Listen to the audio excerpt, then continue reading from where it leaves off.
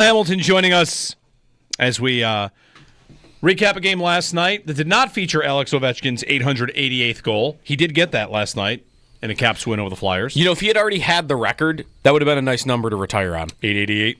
Like if Gretzky had been at 885 and Ovechkin gets to 888, be pretty sweet. It's also right around the grade 8 getting into 888. Yeah, it's the time of year where Gretzky passed Gordie Howe, which this day in history for that was maybe last week that he became the all-time leading goal scorer, and Ovechkin is getting closer and closer. Lost in this, Paul, if you have a thought on this too, lost in this is not only that he's going to break the record, but he's on like a 50-something goal pace. Like, he's playing this year like if he wanted to play another year or two. He's definitely still got it in him. You think? Yeah, and that's why I think I never really thought, a couple of years ago, that he would break this record because he would slow down by now. Yeah, I just kind of thought he'd slow down by now and wouldn't be able to keep this pace going at the age he's doing it at. And, he's obviously proven me wrong and, is still going strong, and who knows how long. I mean, Jaromir Jagr was one of those guys that could, who played into his 40s and was still going strong, in the NHL. And it looks like that Ovechkin might be a guy like that. Paul joining us on the Wester Hotline to chat about last night's Sabres game. Ovechkin scores. All right, Paul, so the big headline is of a particularly rare play in the NHL that, of course, is possible, scoring in your own net. So we can get to the game, of course, but that play, that moment, is it bad break, bad luck? I mean, on the broadcast, Rob is screaming to give Utah the puck. And because of the penalty. Yeah, a delayed penalty coming up. Get a player off the ice. Let's go. And it goes the wrong way. So on a scale of, hey, it happens to, your organization's a disaster, where do you put the play? It's just, again, the situational awareness that this team doesn't have. This happened to them a couple of weeks ago. When they were down and it would have given them a 6-on-3. They had the goaltender pulled, and nobody was yelling to touch the puck. And they wound up getting only like 9 seconds of a 6-on-3, when they could have had probably 20 to 30 seconds of a 6-on-3.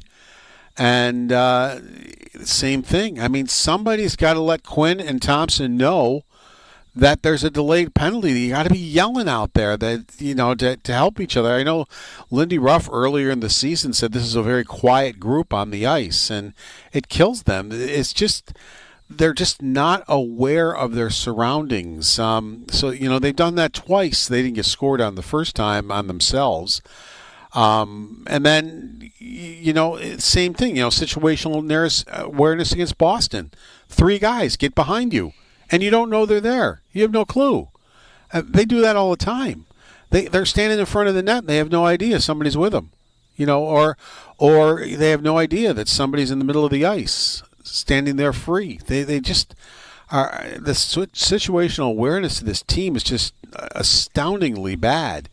And, that's what that is. I mean, they've got to let each other know that, you got to touch the puck. And, here, instead of having a 6-on-4 down a goal, they wind up having a 6-on-4 down 2 goals because they get the bad luck of scoring in their own net. Actually, they scored both empty net goals. If you want to get honest, deflected. The second one went in off Darlene's glove. So. This team, and by the way, they lead the NHL in empty net goals against with 23. That's 4 more than the next team. And but that's not what we're talking about here. It's just you take yourself. And they didn't play a horrible game. I mean, it wasn't. They didn't lose that game because they got outworked or anything like that. Their goaltending was fantastic. James Reimer played very well. You can't blame him for any of the 3 goals, the 3 goals that weren't empty netters. And but you don't give yourself a chance to win just because you just are on the ice and you don't have any idea what's going on around you. Paul, when it comes to that, situational awareness, being a quiet group.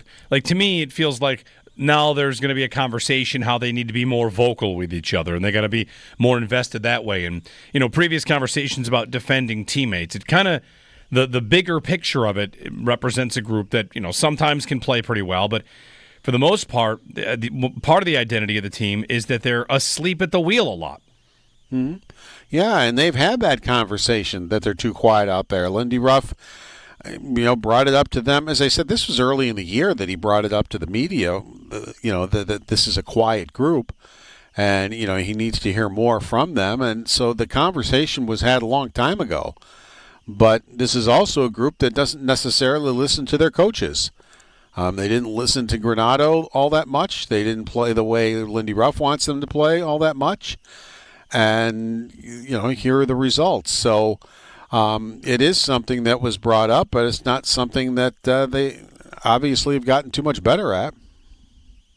Paul Hamilton on the West Her hotline.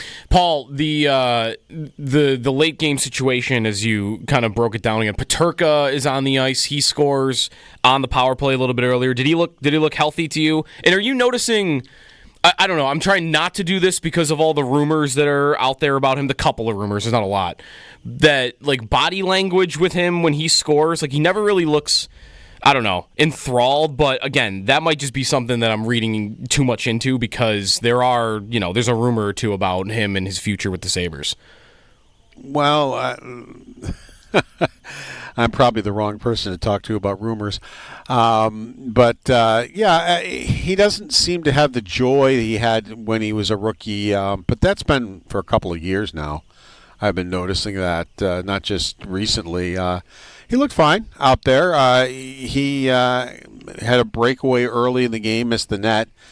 That was a great shot on the power play there to score. He had probably 3 really good scoring chances, scored on one of them.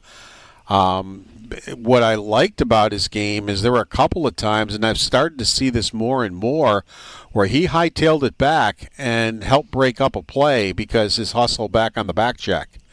And that's not something probably 2-3 years ago I would have been saying.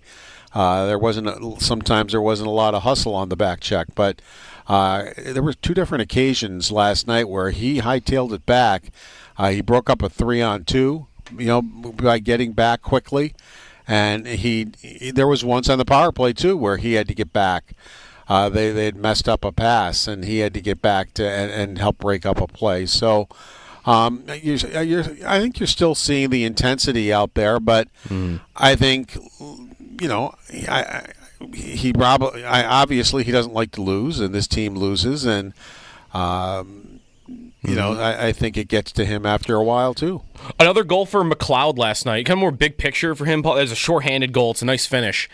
I don't think we've talked about his contract with you because he's also an RFA this summer. And I don't know. Do you think he's like 1 year? It went great. Let's just do it long term, the way they had done with a couple of other guys after one big year a couple years ago.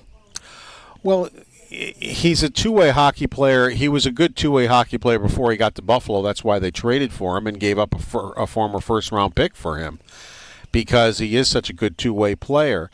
They were hoping that they could get a little bit more offense from him. That's happened. So that, makes the value of the contract up. But he was a good two-way player before he even got here. So that's why they went after him. So, yeah, I think definitely they'll be looking to get a long-term. What is long-term? Are they looking to lock him up 8 years? They're looking to lock him up 5 years. That remains to be seen. But I think it's important to get him locked up because you did give up a number 1 pick for him, and he's come as advertised, probably come better as advertised. Unfortunately for him, I told you that none of the 3 goals were James Reimer's fault at all, and the first one was on him. He's trying to throw the puck up the middle of the ice, and why? And it hit a skate. It hit Keller's skate, went right to one of the Utah players who was standing in front of the net, and he's there with Cooley, and they got a 2-on-0 in front of Reimer. And, of course, you get the pass over to Cooley. He gets the layup, and there's no chance for Reimer. Actually, give Reimer credit. He almost did make the save on the play. Almost did get over there, but just again trying to throw the puck up the middle of the ice, which I don't know why you're trying to do that. And maybe you had a Sabre open coming up the middle, but instead it hit Keller's skate, and now you're down by a goal. But that was a great play on the shorthanded goal to, step in where he did. And I would say I won't even guess how many, but quite a few of his goals this year are because he gets himself in good position because of his speed. Most guys probably would not hit a breakaway on that play, but he turned the Jets on, and there was no way they were going to catch him. I mean, he just widened the gap between him and the defense, and went in on goal, and put a real sweet move on the goaltender for the goal. So. But I would say that's not the first time we've seen him create a very good scoring opportunity for himself because he turned the Jets on with that speed.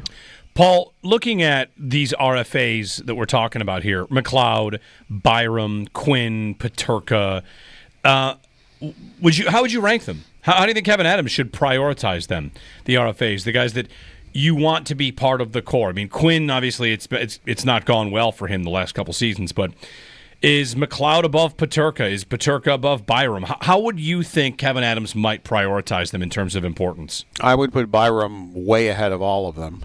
And again, you made a trade to get him.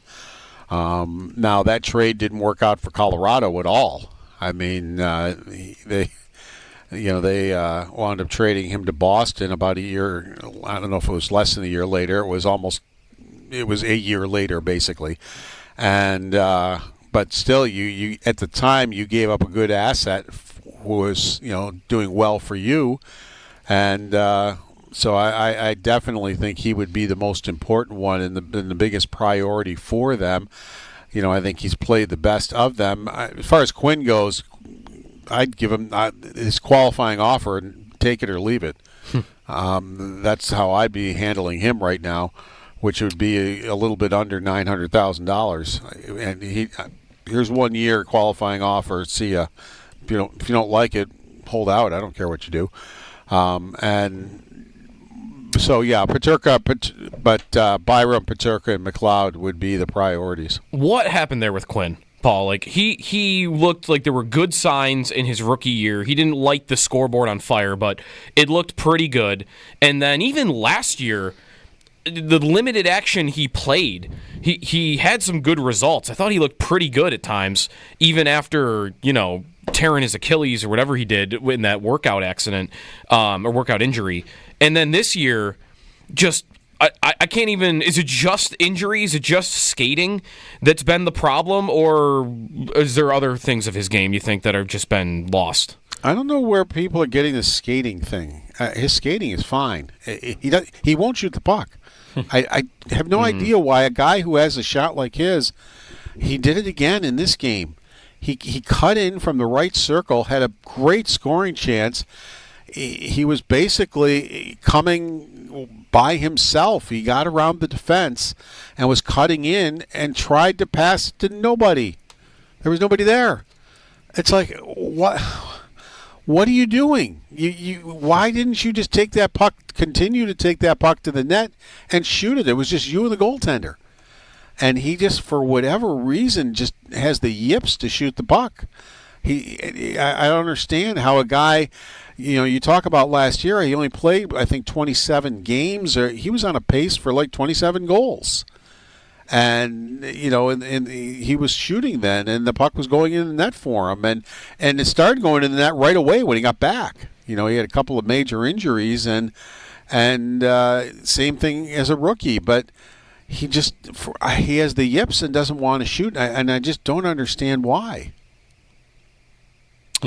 Confidence, right? That's got to be it. Yeah, I mean, he just doesn't have the confidence in his shot, and there have been a couple of times when he goes to shoot the puck, he fans on it or something like that, and it's just it's very, very mind-boggling to me because there was really no question in my mind. I thought this is a guy that can score 30 goals in this league. I was going to say, Paul, for it to be a confidence point, there would have been a time where I feel like watching Quinn, he looked like one of the most confident shooters you could see. He looked like a guy that thought he could beat anybody. Yes, and he could. as I said, he was on a 27-goal pace last year in very brief action, and that was the thing. He came back and started scoring goals right away. I mean, it wasn't like he didn't have a training camp or anything. He didn't get back until I think it was December, if I'm remembering correctly. And it was going in for the net for him right away. And it's just a lot of nights I don't even know he's on the ice. I mean, it's just really gone downhill. Jacob Bryson back on a one-year deal, Paul. Nothing really crazy to take away from that, I don't think. No, it's the same money he's making this year. To me, he's the 7-8 D. The reason I like him as a 7th or 8th D is because he can sit there for a month, come back in the lineup, and he's fine. I mean, he steps right in and doesn't miss a beat and can play pretty well doing that. It's not very many players can do that, like sit for 2-3 weeks or whatever straight and then jump right into the lineup and be okay. But that, to me, he is what he is, and that's, to me, is your depth 7th or 8th guy. I don't think if he's in your top 6 for a long period of time, then I think you need a better top 6. The one thing that him signing in combination with the Greenway and Zucker contracts is I think their only UFA now is Reimer after the year, and I wonder because you would think there'd be at least a couple of changes where those spots, what spots are open, I guess, but. Would you think that if there are a couple of changes with the lineup, especially now that all the UFA guys are signed, that any change in the summer is maybe more likely to be like another hockey trade like we just saw at the deadline? Yeah, I mean, they have this, as I mentioned when they made the trade of Cousins, they still have to change out more of their core. I don't think they have to blow the whole thing up, but more guys have to go. They're one of the worst defensive hockey teams in the NHL in the overall season. That has to change. That's because of the core of the group, that they don't play the way Lindy Ruff wants them to. They don't want the way Granato wants them to, so they've proven that they're stubborn and they want to do it their own way. So you've got to move some of those guys, and you got to move some guys that make you better defensively, whether that's giving up on Owen Power. At some point, I mean, he's got to come to the party here. And he had a couple of really good games recently, but last night I wouldn't categorize that as a good game. Just somebody like him, or even Peterka. You talked about him. Do I want to trade him? No, but tell me the trade. I wasn't crazy about trading Cousins, but tell me the trade. You've got to start moving some of this core out of here because it's not working. This is the 3rd year of this core, and it simply is not working. And it has to be more than Cousins. It can't just be, well, they've traded Cousins, now they're all set. Now they can just fill in around the team. No, I mean you've got to go a lot further if you want to get better results. Paul Hamilton joining us, chatting Sabres. His appearance brought to you by Raylax Honda. Raylax, we got this. Thank you, Paul. Iowa State, how you feeling? Sorry, are they in the tournament? They're not? Neither Syracuse. I'm sorry. I'm talking trash, Paul. Did Paul drop off? Did he hang up at the perfect time? I don't know. For that. We'd like to talk about Iowa State a little bit. Yeah. They're. I don't remember picking them. No, they play Lipscomb. Yeah, 3 seed. He's nervous today. I can't talk trash. How you feeling? They're a 14.5-point favorite. I know, Lipscomb. My kids picked Lipscomb to win that game. He dropped off right at the right moment as I'm asking about Iowa State. Anyway, our thanks to Paul Hamilton. Quick thing on Peterka, Byram, McLeod, the RFA class. So Levi too, by the way. RFA? Yep. They started the clock on that right away, remember? So there's you want the doomsday scenario, or it's not a doomsday scenario, but context is important. And that's this. You want Kevin Adams to make trades, assuming he's the GM going to the offseason. His hand may be forced because offer sheets exist. And I'm not trying to paint a doomsday scenario, but offer sheets are about to tick up. We had 2 last year, right? There was a double offer sheet. Edmonton to the Blues, or vice versa. So there were two of them last year. The two players that signed them were Dylan Holloway and Philip Broberg. Okay. And they weren't big. 2 years, $9 million, and 2 years, $4.5. So it was a second for one of them and a third for the other. Yeah, you could see the Sabres and they let both of them go. Get hit for those kind of deals. But the problem is, Kevin Adams is at a spot where if he were to lose a rostered player for picks, that's a loss. That's just bad.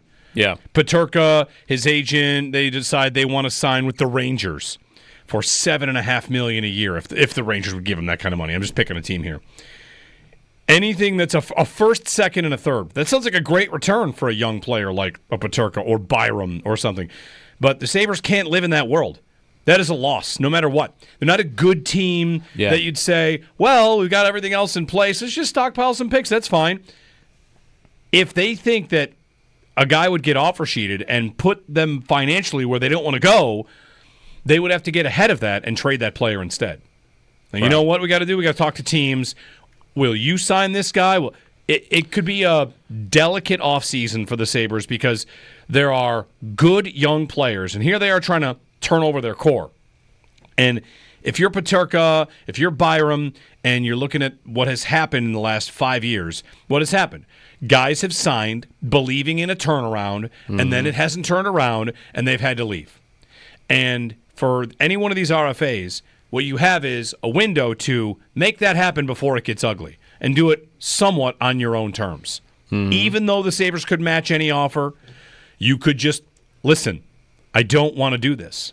So, are you going to make me sign with another team and then you decide you keep the contract, or you just get a first, second, and a third, or a first and a third? Or do you want to try to just make this happen for us, for you, find the right deal for you? So I would anticipate one of those players gets traded before they could go to restricted free agency because the Sabres should, I think really should, fear an offer sheet for one of those guys. It really is interesting, though. Like, you got to... If you are, it's a tough spot to be in if you don't want to trade the player, right? Because you could dare him, and you could also play the league. The league is, even though those two guys got offer sheeted last year, those are the only two in 4 years that have been offer sheeted. It doesn't happen often, right? And if you are Adams, you're the Sabres GM, and you don't want to trade him, you kind of have to. You can't blink. You have to play the bluff game with the agent. Basically, this is if you even get warning. I wonder what that process is like. Would they know before? Would they get signs before? Or is it just, bam, there it is on your table. Your guy signed an offer sheet. Yeah. Like when Vanek signed with the Oilers, did Darcy have warning to that, or did it just happen? And then he was faced with the situation. Because if you do get a warning, and the other camp, let's use Peterka just hypothetically here. Peterka and his agent are flexing, and they're saying, "Well, we're going to sign an offer sheet. We're going and we're talking to other teams." And if you're Adams, okay, we're going to match whatever it is, because then that is when you got to spook them into not doing it with the idea that we'll do it, even if you don't believe you'll actually match it. But that's where the Sabres are in a unique position. Okay, you'll match it. All right. Go ahead and match him. And that's, again, who's calling whose bluff. Because if Peterka's agent calls their bluff, right, so we're going to sign it. And we don't believe you actually. We don't believe you. Not just that, but if they do match it, like, oh, you're going to match an 8-year deal on a player that does not want to be there. Your identity for a couple of years has been about guys that want to be here. You've had ugly situations about guys that wanted to leave. That's the thing about them. And if here I have a player telling you, let's just make this happen. This doesn't have to get ugly. It doesn't have to get weird. And if the Sabres are the kind of team that's going to say, screw that, we'll pay him $8 million and play for us, play hockey. They definitely could do that. But you'd understand if the context of their last, half decade would lead them to be a little bit nervous about how that might go. So I do think it's a fascinating offseason. Doesn't have to be the doomsday scenario, but it's a deep kind of, he's in deep water, Kevin Adams, with a couple of these deals. Byram, I think especially. Byram is the one maybe above Peterka on this because he could sign the kind of contract maybe that I'm not exactly sure it would be a great idea for him to sign for big money for the team that does it. But anyway.